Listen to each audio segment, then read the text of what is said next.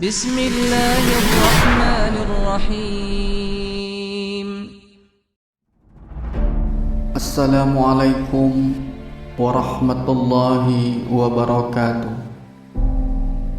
Saudaraku yang dirahmati Allah, jauh sebelum Nabi Adam diciptakan, iblis telah ada dan bernama Azazil, bergelar Al-Abid, ahli ibadah, pribadi yang tekun beribadah, bahkan ibadahnya melampaui para malaikat.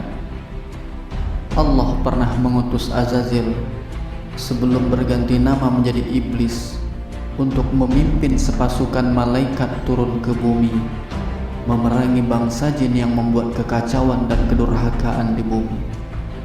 Namun Allah Maha berkehendak. Sewaktu Nabi Adam diciptakan, Allah memerintahkan seluruh malaikat untuk sujud kepadanya. Para malaikat dengan penuh kerendahan hati melaksanakan perintah sujud tersebut, kecuali iblis yang menolak perintah untuk sujud kepada Adam. Iblis melihat dirinya lebih mulia dari Adam. Aku diciptakan dari api, sementara Adam diciptakan dari tanah yang hina. Sehingga tidak ada alasan bagiku untuk mentaati perintahmu ya Allah.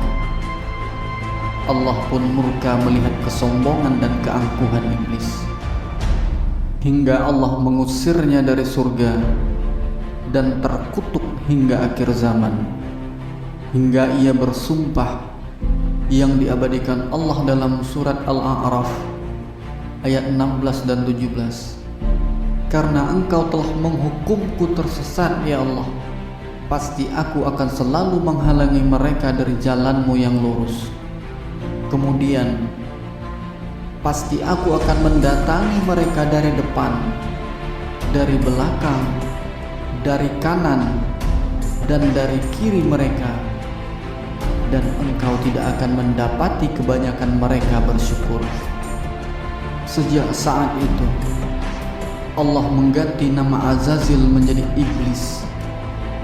Karena pembangkangannya, iblis menyimpan dendam kesumat kepada anak cucu Adam lantaran terusir dari surga. Bahkan menurut sebagian ulama, kebencian iblis kepada anak cucu Adam jauh lebih besar daripada kepada Nabi Adam sendiri. Karena anak cucu Adam diciptakan dari air, sementara Adam diciptakan dari tanah liat. Iblis merupakan julukan nenek moyang bangsa jin, mempunyai keturunan tentara yang biasa dikenal dengan nama setan. Dalam kamus Al-Munawwir, setan berarti yang keji, yang jahat, yang jauh dari kebenaran.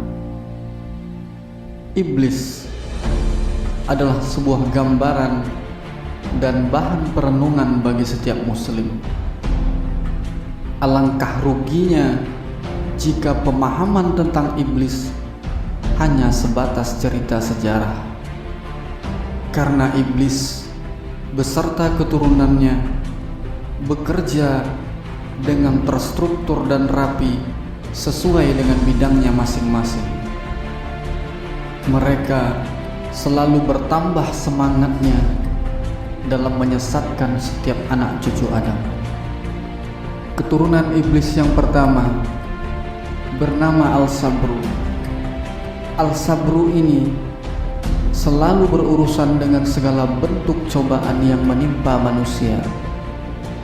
Setiap kali manusia mendapatkan cobaan, pasti akan dibuat Al-Sabru menjadi galau dan tidak sabar menerimanya.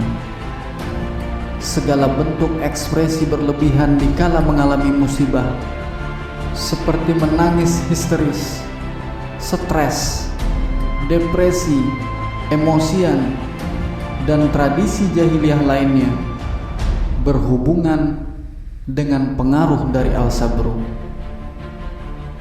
Yang kedua dari keturunan iblis bernama Al-A'war, bertugas di bidang tindak asusila. Cucu iblis yang satu inilah yang membuat manusia untuk melakukan seks bebas dengan lawan jenis maupun dengan yang sejenis. Al-A'war mampu memberikan tegangan tinggi di bagian kemaluan pria dan wanita untuk menambah gairah dalam melakukan hubungan terlarang. Al-Saud merupakan keturunan iblis yang ketiga. Mungkin inilah cucu iblis yang paling berhasil di bidang bekerja di bagian pemberitaan. Ia berperan meracuni sebuah berita dengan penuh kedustaan.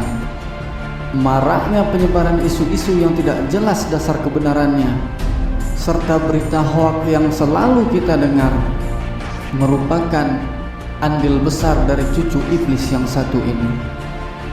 Selanjutnya Al-Dasim berperan menghancurkan keharmonisan rumah tangga.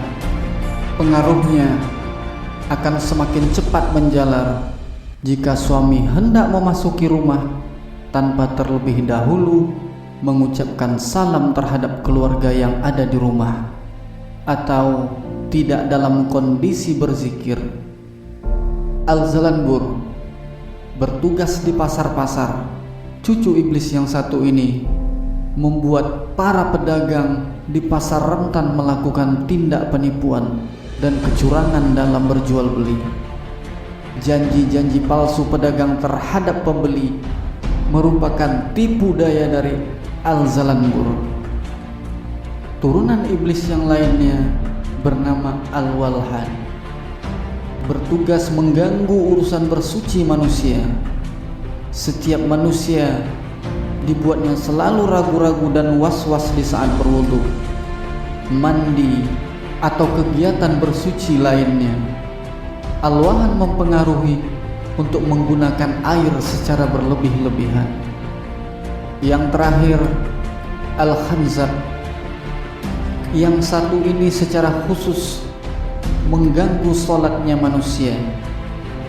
Anak cucu Adam dibuat malas sholat, melanggar etika sholat, melakukan hal-hal yang dapat membatalkan sholat, tidak khusyuk di dalam sholat, hingga tiada rasa sedih untuk meninggalkan sholat.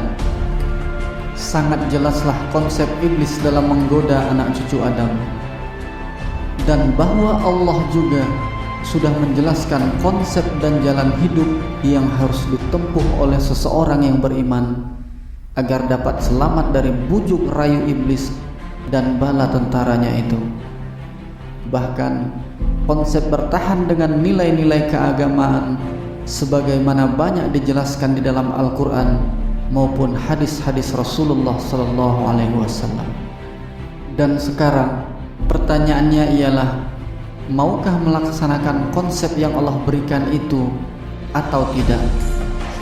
Apabila jawabannya tidak mau dan justru mengikuti langkah-langkah iblis, maka konsekuensinya ada pada ayat ke-18 surat Al-A'raf, yakni mereka akan menjadi penghuni neraka Jahannam. Na'udzubillah summa na'udzubillah.